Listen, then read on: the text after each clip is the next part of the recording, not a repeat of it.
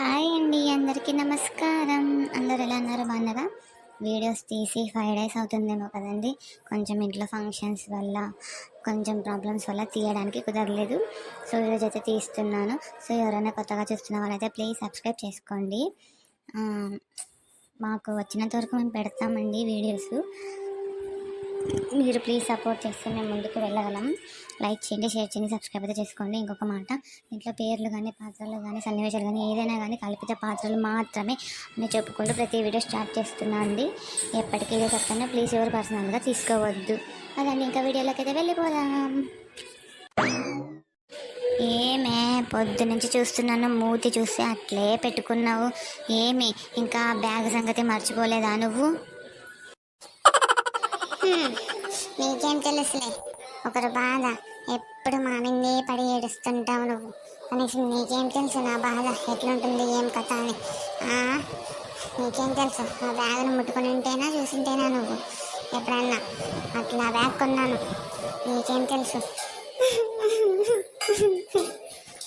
ఓడి bag కోసము ఇంత అవతారం చేసేదాన్ని నిన్నే చూస్తున్నాను చూడే. నేను ఎవరెవరు చూడలేదు. అవతారం గేడి, కొత్త అవతారం గేడు ఉన్నట్లా నువ్వు. ఇంట్లో సంసారం చేసుకొని తిను అంటే అంత కొట్లాట్లు పెట్టుకొని తీసుకొని తినేది కానీ నువ్వు. కొంచెమన్నా అరువు ఉండాలా, అరువు తరువు ఉండాలన్నా, సిగ్గు మానము ఉండాలన్నా. ఉప్పు కారం తింటున్నావు కదా, కొంచెం కూడా రోషము గీషము మానం మర్యాద ఏంది లేదా నీకు? అవును, ఉప్పు కారం అంటే గుర్తొచ్చింది. ఈరోజు కూడా పప్పే వండుతున్నారా? లేదే, నీ తలకాయ ఫ్రై చేసి వండుతాను. కాదే, సిగ్గు లేకుండానా పప్పే వండుతున్నారా అని అడుగుతావు. కనీసం నువ్వు అవును వచ్చి వంటగదిలో సహాయం చేయాలని తెలీదా పర్సనల్గా? ఏమి పప్పే వండుతున్నారా అని అడుగుతున్నావు?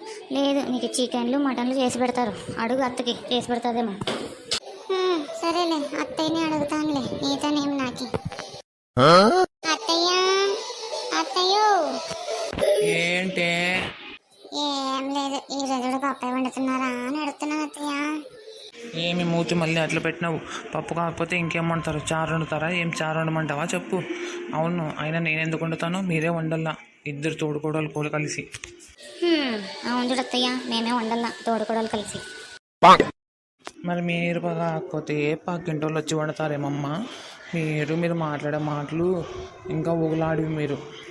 చూడత్తయ్య, పప్పు తిని తిని తిని ఈ ఆసరకు వచ్చింది. 1 kg మటన్ తెప్పకూడదు? మటన్ కానీ చూడు ముఖం ఎలా వెళ్ళిపోతుందో. బ్యాగ్ పోయి ఇప్పుడు మటన్ తండాలకు వచ్చిందేమో.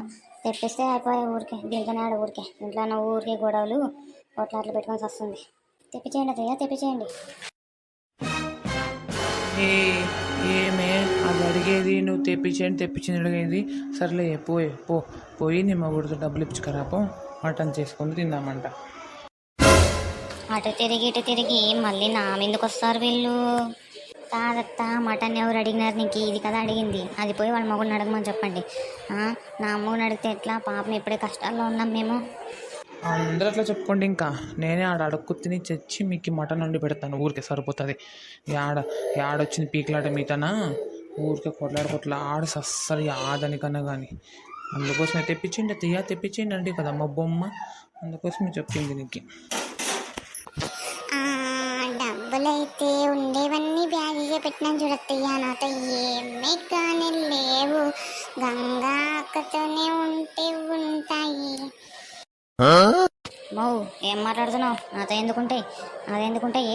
నీ లెక్క నీ మొగుడుతున్నా ఫోన్పే పట్టించుకోనమ్మా నేను.